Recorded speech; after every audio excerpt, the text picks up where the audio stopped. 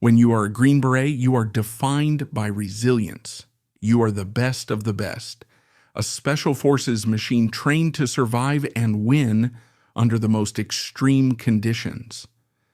Michael Mantenuto was exactly that, having committed himself to the military after a brief but memorable Hollywood career. Yet on a quiet April day in 2017, this elite soldier pointed a gun at himself and pulled the trigger. He was found in his own car with a single gunshot wound, bringing a sudden, brutal end to a life of discipline. What hit the public hardest was the haunting contrast. The image all of America held on to was the winning smile of Jack O'Callahan in the movie Miracle, the unstoppable hero of the legendary Miracle on Ice. But real life offered no cinematic glory.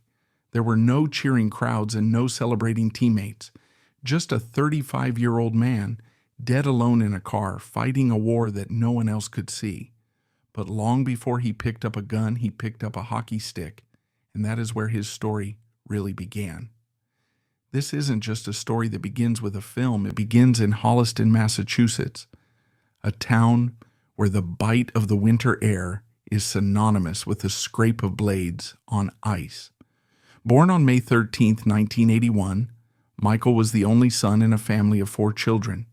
In many families, that position carries a certain weight. In the Mantenuto family, that weight was shaped like a hockey stick. Holliston, Massachusetts is not just a town. It is a factory for hockey players.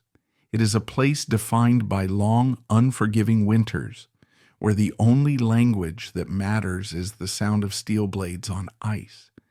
In New England, high school hockey is a creed. It teaches a specific set of values. You don't just play to win, you play to endure.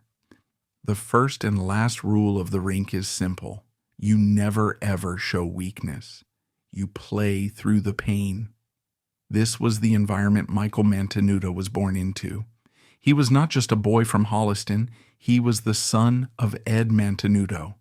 His father, Ed, was not just a father, he was a local institution. A vice principal by trade, Ed Mantenuto's true passion, his true calling, was on the ice. He was a hockey coach, and a formidable one at that. He was a man who understood in his very bones the ethos of the sport. He lived it, he taught it, and he expected it. Ed's own story set the blueprint for his son.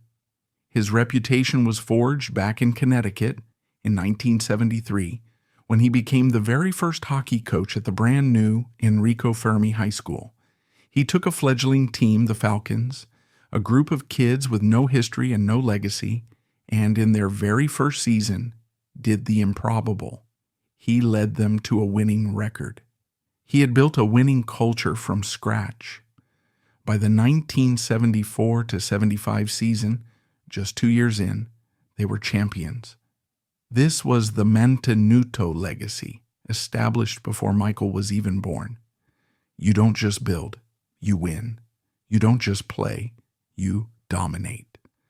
In 1978, Ed moved his family back to his own hometown of Holliston, Massachusetts, cementing the family's roots in this hockey-mad soil. He took up the complementary roles of power and influence in the community, vice principal at Holliston High, and naturally, the head hockey coach. This was the crucible.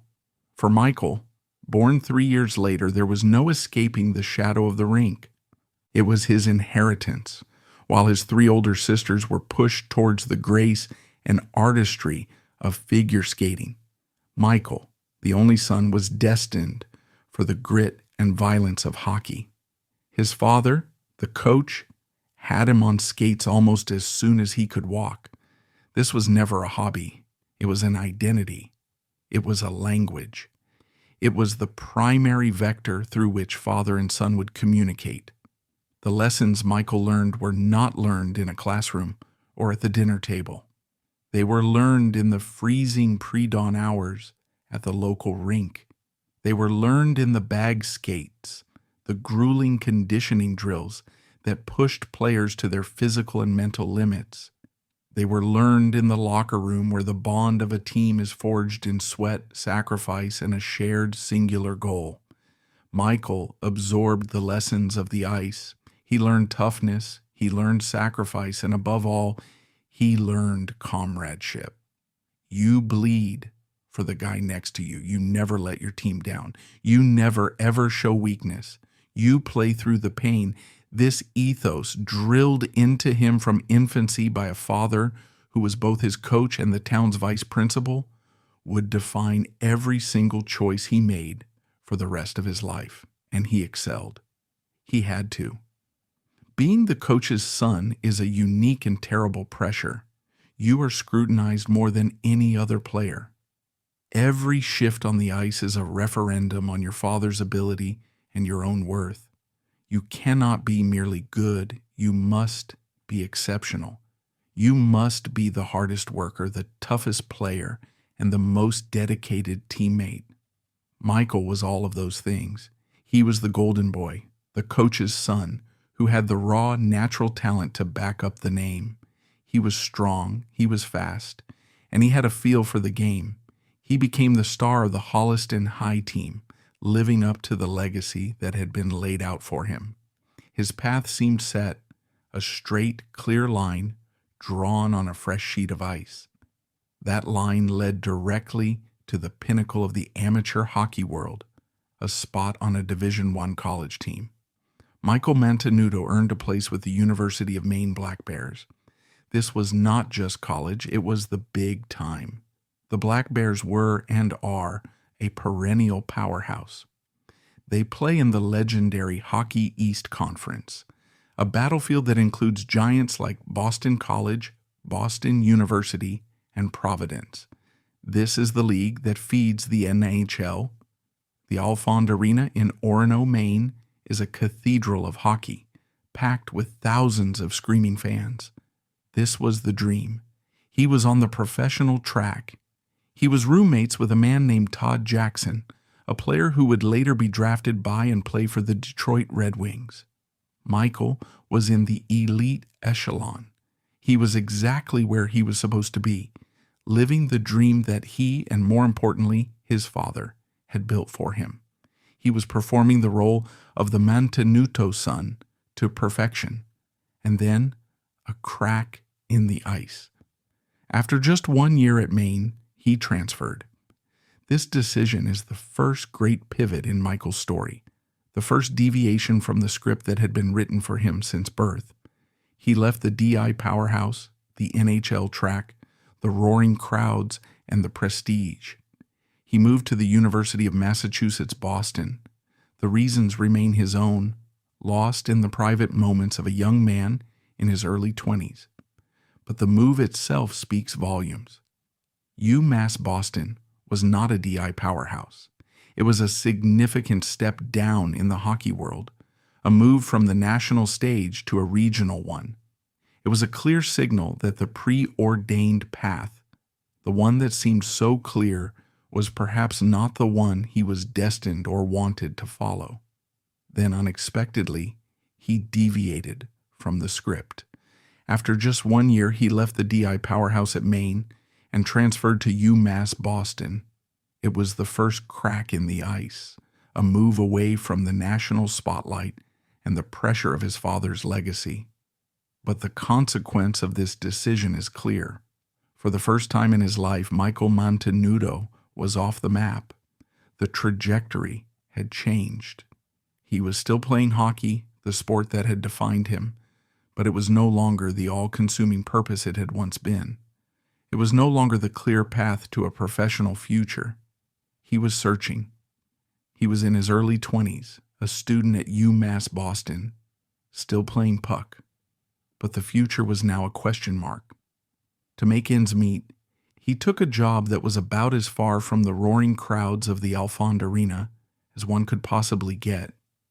He was working on a fishing boat, catching eels. The image is stark. A young man, once a blue-chip athlete on the NHL track, now working a manual labor job on the cold waters, smelling of the sea and the catch. It was a moment of profound limbo. He was no longer just Ed Mantenuto's son. He was no longer the future pro.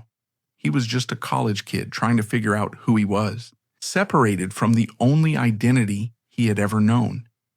He was adrift. He was searching for a new purpose, a new team, a new intensity that could match the one he'd left behind. And it was there, in that moment of uncertainty, on that boat, that Hollywood called. This moment of raw, authentic aggression was more than just a successful audition. It was a violent collision of his past and his future. The very identity forged on the rinks of Holliston, the toughness, the temper, the team-first aggression that had no place on a fishing boat was suddenly his most valuable asset. He wasn't just cast in a movie, he had been recognized. He was leaving the limbo of his post-hockey search and stepping directly into a new, all-consuming crucible, one that would mirror and even intensify the world he thought he had left behind. The brawl that secured Michael Mantenuto's place in a Disney film was more than a lucky break. It was a thesis statement. Director Gavin O'Connor hadn't just found a hockey player who looked the part. He had found the living embodiment of the old-time hockey ethos. His film needed to be authentic. For Mantenuto, this moment was a collision of worlds. The very aggression that was celebrated on the rinks of Holliston, but had no place in his new life catching eels, suddenly had value again. It was the key that unlocked the next chapter of his life. Stepping onto the set of Miracle was not like stepping into Hollywood. It was like stepping into the most intense, high-stakes hockey training camp imaginable. O'Connor, along with Kurt Russell, who was embodying the famously demanding coach Herb Brooks, didn't want to make a movie about hockey. They wanted to restage the 1980 Olympics. They wanted to capture the lightning in a bottle that was the Miracle on Ice. To do this, they assembled their cast of hockey players, Mantenuto among them, and put them through a brutal multi-week boot camp. They weren't just learning lines, they were relearning the game. They were drilled in the specific flowing European-inspired system that Herb Brooks had forced upon the 1980 team. They ran plays, they skated Herbies, the grueling back-and-forth sprints Brooks used as a disciplinary tool, and they were pushed to their physical and mental breaking points. For Michael Mantenuto, this was not a job. It was a resurrection. The aimless searching, the step down to UMass Boston, the cold mornings on the fishing boat, all of it had left a void in his life. The true comradeship of the DI locker room at Maine, the singular shared purpose of a team driving for a championship, was gone. And suddenly here it was again, but magnified. He wasn't just on a team, he was on the team. He and the other actors, real hockey players like Patrick O'Brien Dempsey, who played Mike Eruzione, and Eddie Cahill, who played Jim Craig, were bonding in the exact same way the original 1980 team had. Through shared suffering, they were isolated, they were exhausted, and they were all driving toward one impossible goal. Mantenuto's role as Jack O'Callahan placed him at the very center of this dynamic. OC was the team's spiritual enforcer, its beating heart. A key subplot of the Miracle story is O'Callahan's devastating knee injury, sustained in an exhibition game just before the Olympics. His fight to recover, his refusal to quit, and his famous defiant moment of playing in the game against the Soviets, despite the pain, was the stuff of legend. For Michael, the lines between actor and character blurred until they disappeared. He wasn't acting like a tough-as-nails hockey player who would sacrifice his body for his team. He was one. For Michael, the lines between actor and character blurred. He didn't have to act tough. He just had to tap into the mindset his father had built. Sacrifice everything for the team. You bleed for the guy next to you. This experience was a perfect synthesis of his entire life. He later said in interviews that the film allowed him to combine the two most important aspects of his world: his profound lifelong love for the sport that had defined him, and a newfound passion for the craft of acting. It was a bridge, he said, from the career he loved, hockey, to where he wanted his life to go. He wasn't just performing. He was, for perhaps the first time, seen and celebrated for the very values he held sacred. He found in this fabricated Hollywood environment the most real and intense family he had known since his DI hockey days. The shared purpose was palpable. The stakes felt real. The comradeship was absolute. In 2004, Miracle was released to massive critical and commercial success. It is still regarded as one of the greatest, if not the greatest, sports film ever made. Critics and audiences alike praised its raw authenticity, its emotional depth, and its visceral, believable hockey sequences. And Mantenuto's performance was a key part of that authenticity. He was celebrated for the real-world grit, the fiery temper, and the quiet loyalty he brought to the role. He wasn't an actor playing a hockey player. He was a hockey player, and the camera had simply captured him. The miracle had happened. He was a movie star. He had captured lightning in a bottle. He was the face of a beloved American hero in a film that would be watched by millions for decades to come. His future seemed limitless. He was on the map in a way he had never been before. But as is so often the case, the aftermath of a miracle is just ordinary life. And the aftermath of a perfect experience is the search for another one. Mantenuto tried to capitalize on the momentum. He moved to Los Angeles, got an agent, and started the grueling, thankless life of a working actor. The problem, however, was a cruel paradox. He was praised in Miracle for his authenticity, for not being an actor. Now, he was being asked to be just that. He was no longer the authentic hockey player. He was just another guy in an audition room. The intense, purposeful, team-driven environment of the Miracle set was a lightning strike, a once-in-a-lifetime anomaly. The day-to-day reality of Hollywood was the opposite. It was a world of superficiality, of fleeting connections, of what can you do for me? It was a town built on illusion. And Michael Mantenuto was a man who was desperately, fundamentally searching for something real. He landed a role in a 2006 television movie called Dirtbags, playing a character named Shafe. It was a generic comedy that came and went with absolutely no fanfare. In 2008, he had a small, almost blink-and-you'll-miss-it role as house poser in The Stoner Comedy Surfer Dude, a film notable only for starring Matthew McConaughey and Woody Harrelson. And that was it. The fall must have been dizzying. He had gone from a DI athlete to a national icon in a beloved film, an experience that reinforced his deepest held values of team and sacrifice. Now he was house poser, the man who had stood on the precipice of stardom. The man who had embodied a national hero was now adrift. The comradeship of the hockey rink was a distant memory. The intense, shared purpose of the Miracle film set was gone, a beautiful, isolated moment in his past.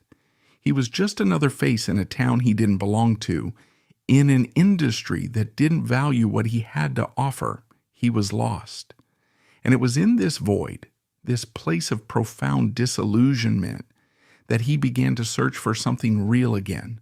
He was looking for that intensity, that purpose, that non-negotiable bond of a team.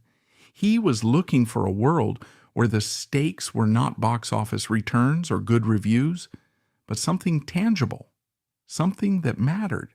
He decided to join the United States Army. This decision stunned many. It was, from the outside, a baffling left turn.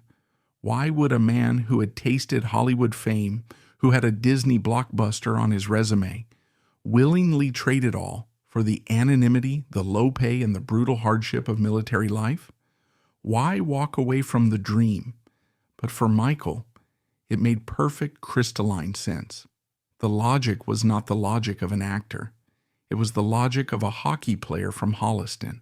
Hollywood was fleeting, it was superficial, it was fake. The army was real, it was raw. It was the ultimate test.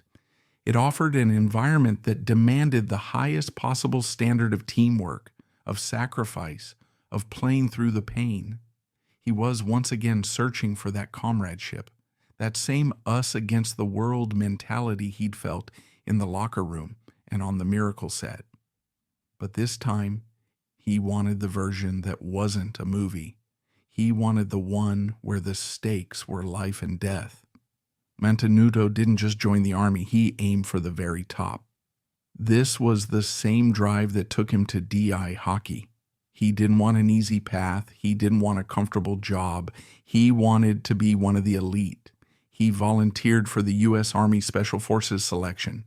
This is a program designed to break people. It is one of the most mentally, emotionally, and physically grueling selection processes in the world. Candidates are pushed for weeks on end, deprived of sleep, food, and comfort, forced to navigate long distances under heavy loads, and subjected to immense psychological stress. The vast, overwhelming majority of those who attempt it fail. They quit, they are injured, or they are simply told they do not have what it takes. It is designed to find the 1% of the 1%. Michael Mantenuto was not one of them. He was found. He passed the selection. He completed the subsequent year-plus-long rigorous Q course, where he learned advanced skills in weapons, demolitions, communications, and medicine. He learned a new language. He was forged once again in a crucible. He earned the right to wear the long tab on his shoulder and the iconic green beret on his head. This was not a movie. This was not a character. Staff Sergeant Michael Mantenuto was now an official member of the 1st Special Forces Group, Airborne, based out of Joint Base Lewis McChord in Washington. This was the real deal. He had found it. He had found his new team. He had found the ultimate locker room. His service was, by all external measures, distinguished. He was not a celebrity soldier coasting on his fame. He was an operator. He deployed multiple times, serving in the U.S. Pacific Command and, crucially, in the Central Command. He served in the U.S. Pacific Command and supported operations in the global war on terror. He was, in every sense, a warrior. He was, in every sense of the word, a warrior. He had successfully transformed himself from hockey star to movie star to elite warrior. He had built a life that was the envy of many, a beautiful wife, Cathy Viano, whom he had married, and 2 children, a daughter, Ava, and a son, Leo. He was strong. He was capable. He was a leader. He was the man who had embodied American heroism on screen and was now living it in the shadows. He had done it again. He had traded the superficial world of Hollywood for the most intense, authentic, and demanding team on Earth. The 1st Special Forces Group was not a movie set. It was the pinnacle of the comradeship he had been searching for his entire life. The stakes were real, the purpose was clear, and the bond was absolute. He had, by all external measures, succeeded perfectly, transforming from hockey star to movie star to elite warrior. But the very culture he had embraced, this unforgiving world of elite operators, was governed by the same singular rule he had learned in Holliston. You do not show weakness. And this new high-stakes environment was putting an unimaginable pressure on the private, devastating war he had been fighting in secret for years. The man who had defined his existence by an ironclad ethos of playing through the pain, an ethos learned on the rinks of Holliston, perfected on the set of Miracle, and weaponized in the U.S. Army Special Forces, was now confronting a pain he could not play through. The immense, crushing pressure of a double life, the elite Green Beret operator, the devoted family man, and the secret long-term addict had become untenable. The deployments, the high-stakes operations, and the constant suffocating need to project an image of infallible strength, all while fighting a ferocious internal war, led to an inevitable breaking point. Staff Sergeant Michael Mantenuto, the man who had passed one of the most grueling selection processes on Earth, was forced to do the one thing his entire life had trained him never to do. He had to ask for help. He entered a 1-month inpatient treatment program at Cedar Hills Hospital in Oregon. This was not a minor check-in. It was a full surrender, inpatient admission. He entered a treatment program in Oregon. As his wife Caddy would later reveal, Michael was fighting a secret, devastating battle with addiction to heroin and cocaine. It is difficult to overstate the gravity of this revelation, not just for Mantenuto as a man, but for a man of his specific rank and profession. In the elite, insular world of the Special Forces, this was the ultimate taboo. The SF community is built on a foundation of absolute trust, reliability, and mental fortitude. An operator is expected to be the asset, never the liability. An admission of this magnitude, not just mental illness but addiction to hard, illicit substances, wasn't just a personal failure. In the eyes of that culture, it was a betrayal. It was the cardinal sin, a demonstration of the very weakness he and his teammates were trained to despise in themselves and others. He completed the program.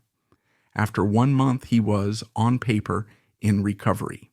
He was discharged and returned to his unit, the 1st Special Forces Group at Joint Base Lewis McChord, JBLM. This is the single most critical juncture in Michael Mantenuto's story. It is the moment where his personal tragedy began to intersect with a profound and catastrophic systemic failure.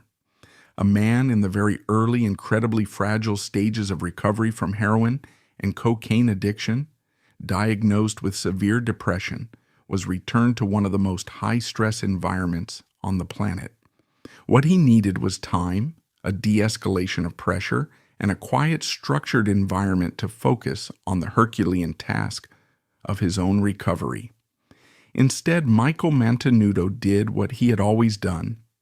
He didn't just return, he returned with a mission. With the characteristic drive and charisma that had defined his entire life, he identified a real, pervasive problem. He recognized correctly that countless other soldiers were suffering in silence just as he had. They, too, were trapped by the tough guy stigma, terrified that admitting to a mental health struggle, to PTSD, or to an addiction would mean the end of their careers. They were terrified of being seen as weak, of letting their brothers in arms down. Mantenuto, fresh from treatment, saw himself as the man uniquely positioned to solve this. He had been to the bottom, and he had returned. He had the scars to prove it, and he had something no one else in the unit had, a public profile. He went to his command with a proposal. He wanted to create a program, a peer-to-peer support system, run by him for his fellow soldiers. It would be a place where Green Berets could talk openly about their struggles with mental health, with PTSD, with addiction, without fear of official reprisal. It would be a safe space run by one of their own. He called it the Warrior Action Revolution, or WAR. To any trained mental health professional, this proposal was a collection of blaring red flags. The setup was a catastrophic conflict of interest. Michael Mantenuto was not a trained therapist. He was not a certified addiction counselor. He was a patient. He was a man in the embryonic, volatile first weeks and months of recovery from a severe, life-threatening addiction. The fundamental rule of recovery, repeated in programs worldwide, is to focus on your own health first. You're taught to avoid the triggers and the immense stress of other people's trauma. Mantenuto was not only ignoring this, He was proposing to do the exact opposite. He was volunteering to dive headfirst into the collected trauma, pain, and addiction struggles of his entire unit. He was asking to be the primary confessor, the counselor, and the savior for a barracks full of high-risk soldiers, all while his own sobriety was balanced on a knife's edge. It was a catastrophic conflict of interest. He was performing the most difficult role of his life, playing the savior for others while he himself was slowly dying. So why was this allowed? Why did his command, who were aware of his 2015 inpatient treatment for drug addiction, sign off on this? Why did they not only approve it, but actively champions it, giving him the autonomy to run it? This is the untold part of the Mantenuto tragedy. According to critical reports and analyses that emerged after his death, Michael Mantenuto was not just any staff sergeant. Within the insular world of Joint Base Lewis McChord, JBLM, he was a celebrity. He was the Disney star. He was the guy from Miracle. He had a nickname, the Tom Cruise of JBLM. He had an aura. He was impossibly charismatic, articulate, and fiercely passionate. When he spoke, people listened. And when he proposed the WAR program, he did so with the conviction of a true believer. He didn't present himself as a fragile man in early recovery. He presented himself as cured. He performed the role of the success story with the same flawless perfection that he had performed the role of Jack O'Callahan. His superiors, it is alleged, were starstruck. They were blinded by the hero facade, the actor, the Green Beret, the man who had conquered his demons and now wanted to help the force. He wasn't just a problem soldier with a drug issue. He was Michael Mantenuto, and he had a solution. For a military command structure grappling with a very real, very embarrassing, and very persistent mental health and suicide crisis, Mantenuto's proposal was a godsend. It was a self-contained answer. It was a positive PR story waiting to happen, led by their most famous soldier. It was perhaps the path of least resistance. They wanted to believe him. It was easier to believe in the hero who had fixed himself than to deal with the messy, complex, and long-term reality of a soldier's severe chronic illness. And so they gave him a level of autonomy and authority that a soldier with his documented health history should never have been given. The man who was secretly drowning was just handed an anchor. The pressure of running the WAR program was immediate and immense. He was now the confidant for his fellow soldiers. He was listening to their darkest stories, their confessions of trauma, their own struggles with addiction. He was, in his own mind, responsible for their well-being. He had to be the strong one. He had to be the example. He had to be the proof that recovery was possible. But he was not cured. He was, in fact, still using. The very program he created to fight addiction became the perfect cover for his own. He was now the unit's subject matter expert on mental health and addiction, a position that insulated him from the very scrutiny he desperately needed. He was able, perhaps unintentionally, to mislead his superiors with the desperate, practiced charisma that so many high-functioning addicts learn to perfect. He was performing the most difficult role of his life. He was playing the part of the healer while he himself was fatally ill. This is the ultimate and most devastating expression of the ethos that had governed his life. He was once again playing through the pain. But this time, the pain was a potentially lethal combination of severe depression and active heroin addiction. And the game was the lives and well-being of his fellow soldiers and his own. In the time leading up to his death, the signs of his struggle were there, but they were seemingly ignored or misinterpreted by a system that had already cast him in the role of hero. He attended a conference in Southern California, not on military orders, but on his own. The conference was focused on the use of microdosing psychedelic substances. This was a clear, unambiguous signal that he was operating far outside the lines, desperately self-medicating and searching for a miracle cure for the depression that his illicit substance use was only worsening. He did this allegedly without the authorization or permission of his command. Reports suggest he even attended a conference on microdosing without official authorization from his command, desperately searching for a cure. The system didn't just fail to see the man. The system, dazzled by the star, had actively empowered the hero facade, giving it a position of authority and a crushing responsibility, a responsibility that, in the end, would be impossible to bear.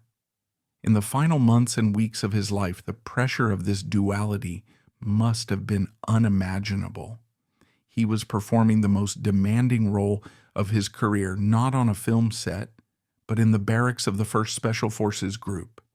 He was Staff Sergeant Mantenuto, the Disney star, the Green Beret, the man who had beaten his demons, and was now the designated healer for his brothers in arms. He was the confessor. He was the symbol of hope. He was the success story his command so desperately wanted to believe in. And he was a fraud. He was, at the time, still in the grip of a severe active addiction. The man teaching others how to win their war against mental health was losing his own in secret every single day. The isolation, a common symptom of depression and addiction, was now amplified to an unbearable degree. He was the one person in the entire unit who could not, under any circumstances, admit to struggling. To do so would be to admit his entire program, his entire cured persona, was a lie. He was a general on the front lines, dying of a wound he had to pretend didn't exist. This is the ultimate and most lethal expression of the ethos he had lived by since childhood. You play through the pain. On the rinks of Holliston, playing through the pain meant ignoring a sprained ankle to finish the game. On the set of Miracle, it meant embodying Jack O'Callahan's legendary toughness. In the Special Forces, it meant driving on through exhaustion and injury. But now, he was trying to play through a fatal combination of severe depression and heroin addiction. He was so isolated by the very strength he projected that he was, in the end, completely and totally alone.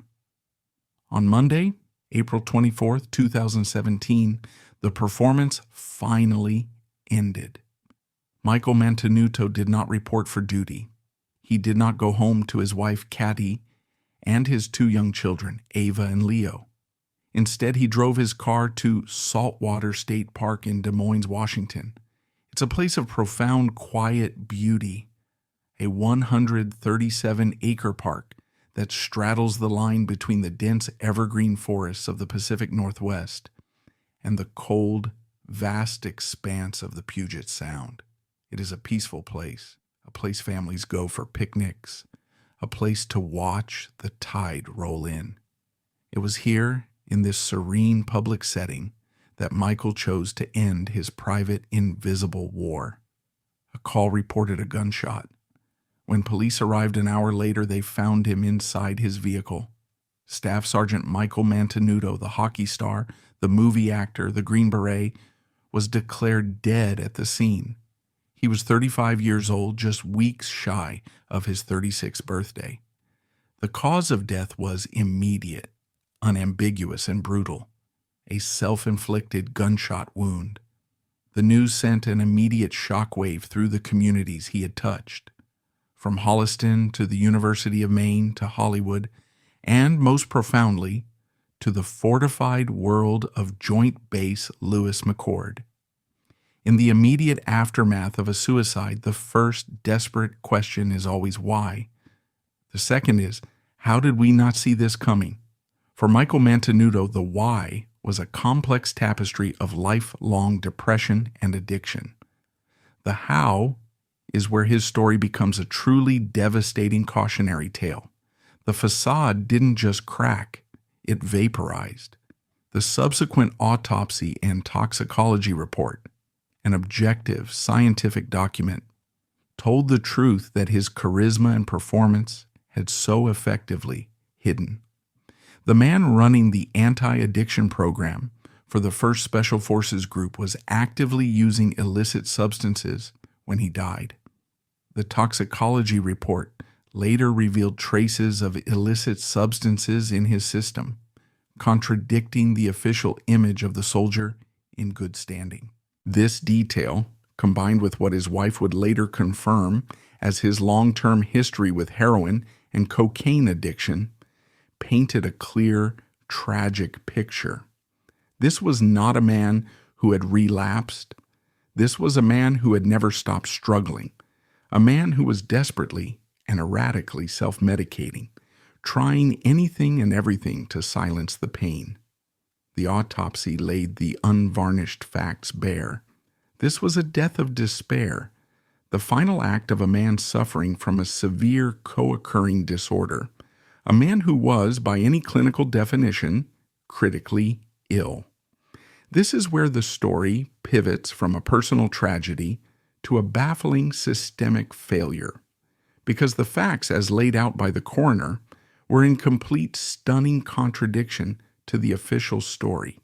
The official report from his command, the 1st Special Forces Group, painted a picture of a soldier who was, by all measures, thriving. The internal report, as well as public statements, described a man who was the model of a Green Beret. It stated that Staff Sergeant Mantenuto was in good standing. It stated that he exhibited no negative behavior or suicidal indicators in recent months. It stated that he was focused on his future in the Special Forces Regiment. This dissonance is the key to understanding the entire tragedy. How could the man who was in good standing be the same man who was simultaneously attending drug conferences without permission and using illicit substances? How could the man with no suicidal indicators be the same man who was, just weeks later, found dead by his own hand? The answer is as simple as it is horrifying. The official report was the facade. His command, his superiors, the very people who had signed off on his WAR program, had only seen the performance. They had been so blinded by the Tom Cruise of JBLM, so seemingly dazzled by the hero who had starred in Miracle, that they had completely missed the man. They didn't see a patient in the fragile, high-risk stages of recovery. They saw a charismatic leader. They didn't see a man desperately self-medicating. They saw a star who was passionate about mental health. Michael Mantenuto had performed his role too well. His entire life, from the moment he first stepped on the ice as the coach's son, he had been trained to be what people needed him to be: the tough player, the gritty hero, the elite soldier. He had built such an impenetrable fortress of strength and capability around himself that when he was finally mortally wounded and dying inside that fortress, no one could see it. He had in effect become a casualty of his own public relations. The very system that had empowered him, that had given him a platform and a mission, had done so by validating his performance rather than investigating his health. They had failed to see, or had chosen to ignore, that the man they had put in charge of saving others was in a desperate, losing battle to save himself. The contradiction between the coroner's objective, scientific report, and the Army's official narrative is the entire tragedy in miniature. How could a man be in good standing and focused on his future while simultaneously using illicit substances and spiraling toward a death of despair? The answer is as simple as it is horrifying. The official report was not a description of reality. It was the final posthumous performance of the hero facade, a last-ditch effort by the system to protect the image, even after the man was gone. It was the institution in its entirety, refusing to acknowledge the truth, a truth that tributes from those who truly knew him would soon make clear. But the facts as laid out by the coroner told the truth. His death was not a mystery to be solved. It was a tragedy to be understood. The shockwave of his death rippled outward, shaking the disparate communities he had belonged to. In the hockey world, former teammates and coaches mourned the loss of the Golden Boy from Holliston. In Hollywood, his miracle castmates were left heartbroken. Patrick O'Brien Dempsey, the actor who played team captain Mike Eruzione, posted a simple, gut-wrenching tribute. "My heart is broken. Lost a brother today." The real Jack O'Callahan, the man Michael had portrayed, also released a statement saying it was very sad, way too young, condolences and love to Katie and the family. But it was within his own military community, the one he had tried so hard to save, that the grief was sharpest. A U.S. Army specialist, Samantha Brinagar, wrote a post that cut through the official narrative. SSG Mike Mantenuto was an inspiration, not only for me, but for my team. Recently was developing a program for soldiers who struggle with addiction. On the 24th, this amazing man passed away. 22 veterans commit suicide a day. This stuff is real, and it breaks my heart that I lost such an amazing leader and friend one. These tributes painted a picture, not of a star or an icon, but of a man who was deeply loved as a mentor, a coach to his son's youth hockey team, and a friend. A photographer named Doug Westcott, whose son Drake was one of those young players, wrote, "Mike Mantenuto meant the world to Drake. Our hearts go out to his wife Katie, son and teammate Leo, daughter Ava, and his parents." These were the people who saw the man. But the system had seen the hero.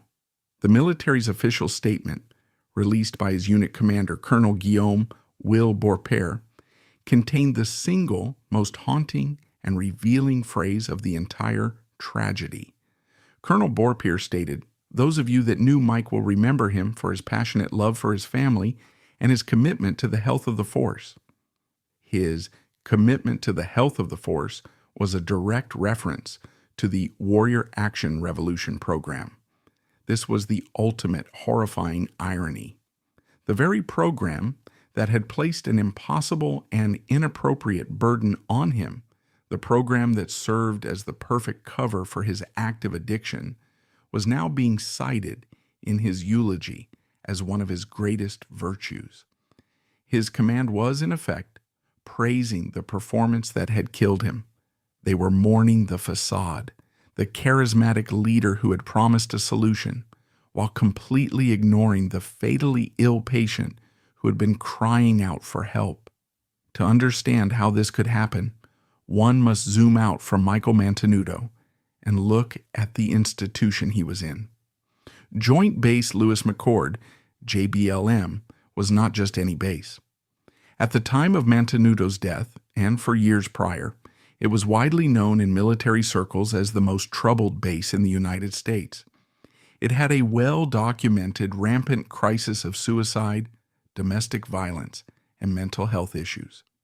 A report from 2011, years before Michael's death, had already counted 50 suicides from the base since the wars began. It was a place where, according to soldiers stationed there, the official mental health system was punitive and untrusted.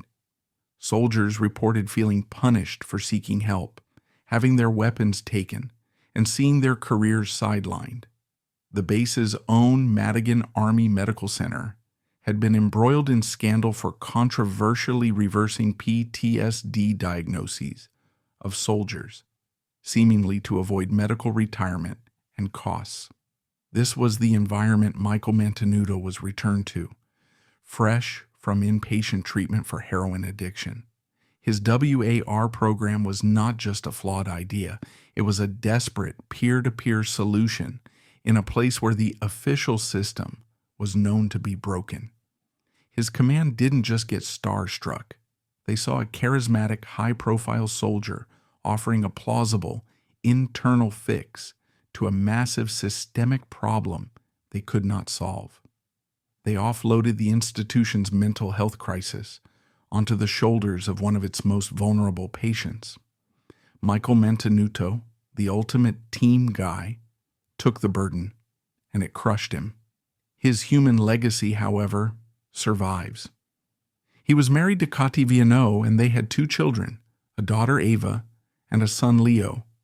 In a poignant full-circle moment of profound hope, his son, Leo Mantenuto, is now doing what his father and grandfather did before him.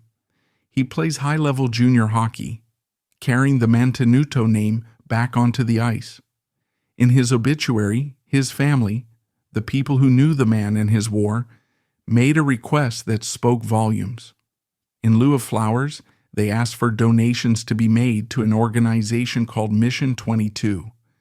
Mission 22 is a nonprofit organization dedicated to ending veteran suicide.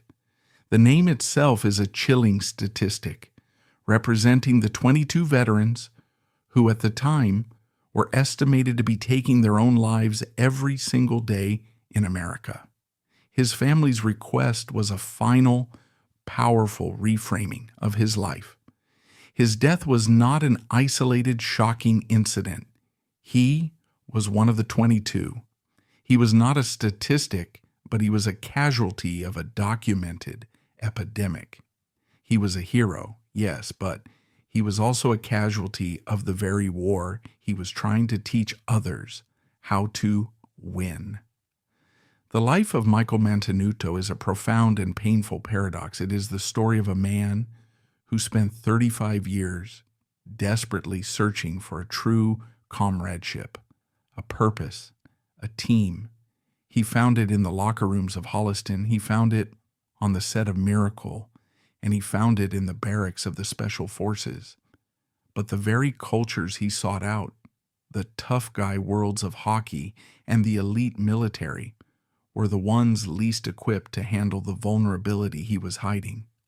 The pressure to never be weak ultimately became a death sentence. The most devastating paradox of all lies in the role that made him famous. In Miracle, he played Jack O'Callahan. The real O'Callahan story was a cornerstone of the 1980 team's legend. He had suffered a visible injury, a torn knee ligament, just days before the Olympics. His coach, Herb Brooks, knew he was hurt. The system, the USA Hockey Committee, pressured Brooks to replace him with a healthy player. Brooks refused. He saw the heart and leadership in his player, and he protected him. He kept O'Callahan on the roster because of his character, shielding him from the system and allowing him to heal. O'Callahan returned, playing in the final legendary game, and became a hero. Michael Mantenuto's life was the dark, tragic mirror of that story. He had an invisible injury, severe depression, and addiction. His command, instead of seeing his value and protecting him, saw only his performance and exploited it. They pushed him to the front, gave him the WAR program, and made him the public face of their commitment to the health of the force. O'Callahan was saved by a coach who saw the man behind the injury. Mantenuto was lost to a system that saw only the hero and never the man.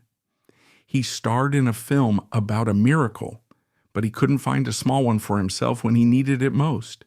He embodied the hero who played through the pain to win gold. In his real life, he tried to play through the pain of a fatal illness, and it cost him everything. His story forces us to ask uncomfortable questions. What does it mean to be strong? And what is the price of the hero image we, as a society, so desperately crave? We love to build up icons, but we forget they are human. Michael Mantenuto was not an icon. He was a human being. He was a son, a husband, and a father. He was a man with a disease and illness as real as any cancer, which he fought in a culture of silence. The ultimate tragedy is that the very charisma and strength that made him a star in Hollywood and a leader in the Special Forces were the armor that masked his suffering. preventing anyone from seeing the wound beneath until it was far too late.